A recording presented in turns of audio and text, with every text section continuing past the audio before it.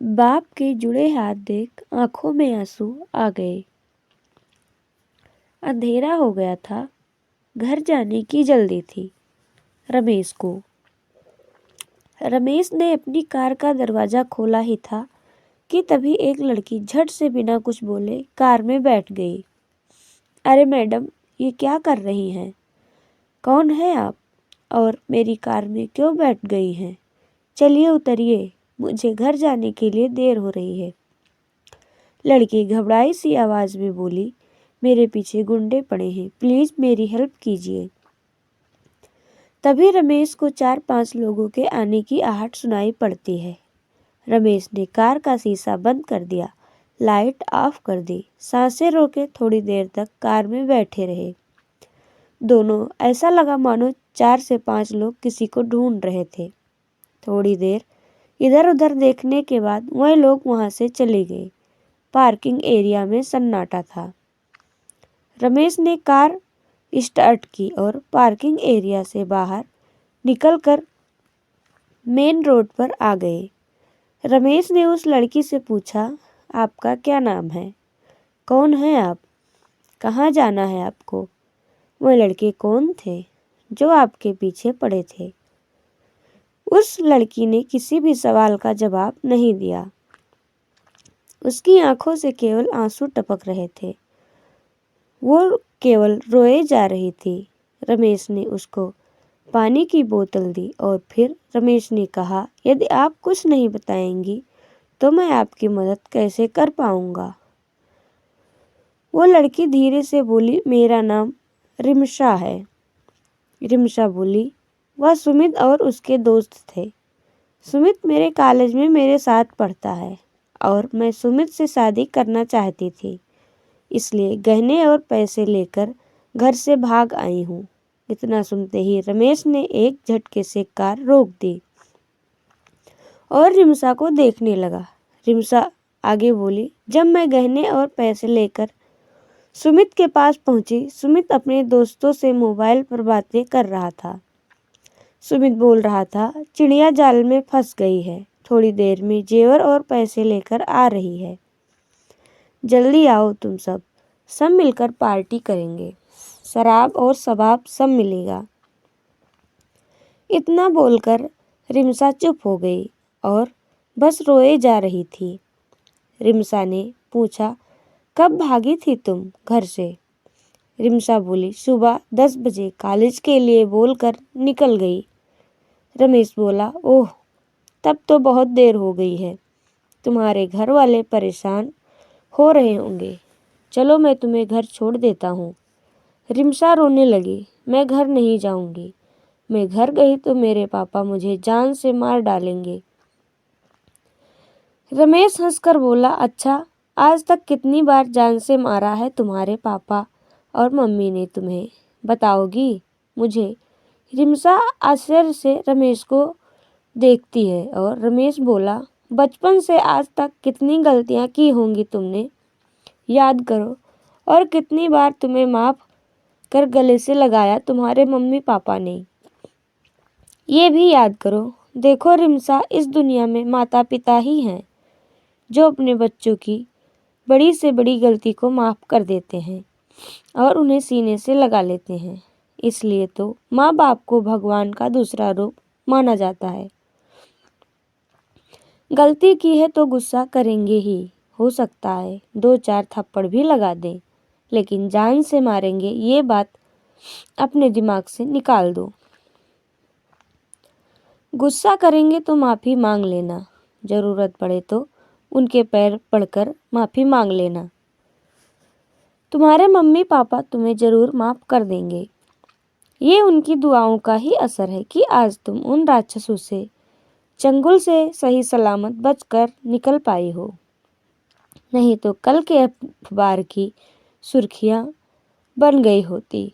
तुम चलो, जल्दी से घर का पता बताओ, मैं तुम्हें तुम्हारे घर छोड़ देता हूँ। बहुत देर हो गई, परेशान हो रहे होंगे तुम्हारे मम्मी पापा। रिमशा ने घर का पता बताया। रमेश ने कार रिमशा के घर के आगे रोक दी।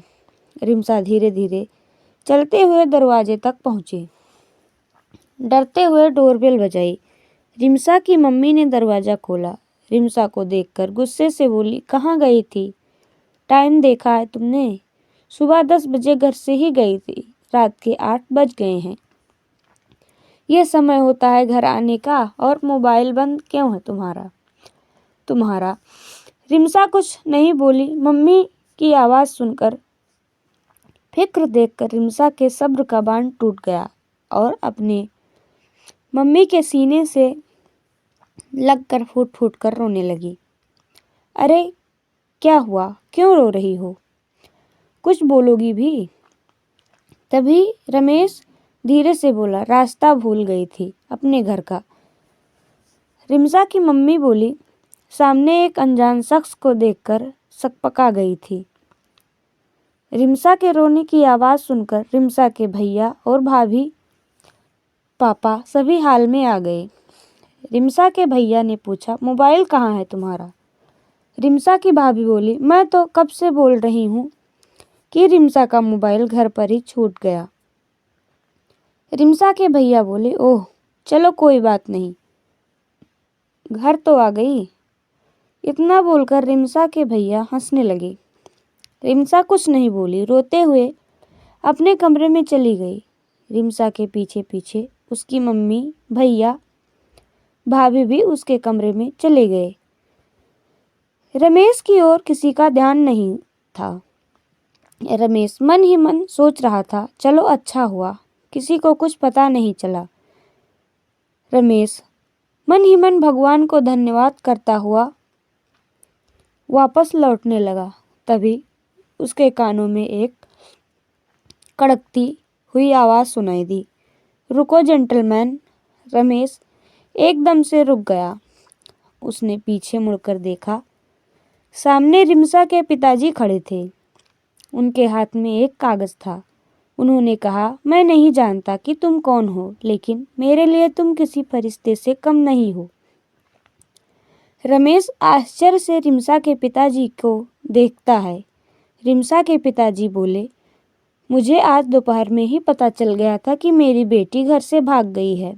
आज दोपहर में किसी काम से रिमसा के कमरे में गया, तभी मुझे ये खत मिल गया था। मैं किसी को बिना बताए रिमसा को ढूंढ रहा था। जेंटलमैन, मैंने रिमसा को तुम्हारी कार में बैठे देखा था। मैं दौड़कर वहां पहुंचा और मैंने तुम्हारे और रिमसा की सारी बातें सुन ली थी। मैं तुम दोनों के पीछे ही था। तुम नहीं जानते कि आज तुमने मेरे ऊपर कितना बड़ा एहसान किया है। तुमने केवल मेरे घर की खुशियां ही नहीं, बल्कि मेरे घर की इज्जत, मान सम्मान सब कुछ बचाया है। इतना बोलते बोलते रिमसा के पिताजी का गला भर आया। उनके आंखों में आंसू आ गए। वह दोनों हाथ जोड़कर रमेश का धन्यवाद कर रहे थे। रमेश ने उनके हाथ को अपने दोनों हाथ से पकड़ लिया था और बोला, ये आप क्या कर रहे हैं अंकल? रिमसा तो मेरी छोटी बहन जैसी है। इतना कहते रमेश के आंखों में भी आंसू आ गए और बोला, रिमसा ने जो गलती की है उसका सबक मिल चुका है। आप रिमसा को माफ़ कर दें, वो बहुत शर्मिंदा है। रमेश बोला, मैं घर चलता हूँ, मुझे घर जाने के लिए देर हो रही है। रिमसा के पापा रमेश को जाता हुआ देख और सोच रहे थे, अगर सबकी सोच ऐसी हो जाए तो कभी किसी माँ बाप को बेटी के लिए डरने की ज़रूरत नहीं होगी और हर बेटी का बाप बेफिक्र रहेगा। दोस्तों, इस कहानी से हमें ये सीख मिलती है कि माँ बाप ही दुनिया के सबसे अच्छे मित्र होते हैं। माँ बाप कभी अपने बच्चों का बुरा नहीं चाहते हैं। रिमसा ने जैसी गलती की, ऐसी गलती कोई और ना करे। इसके लिए अपने बच्चों को अच्छे संस्कार जरूर दें। जय श्री राम।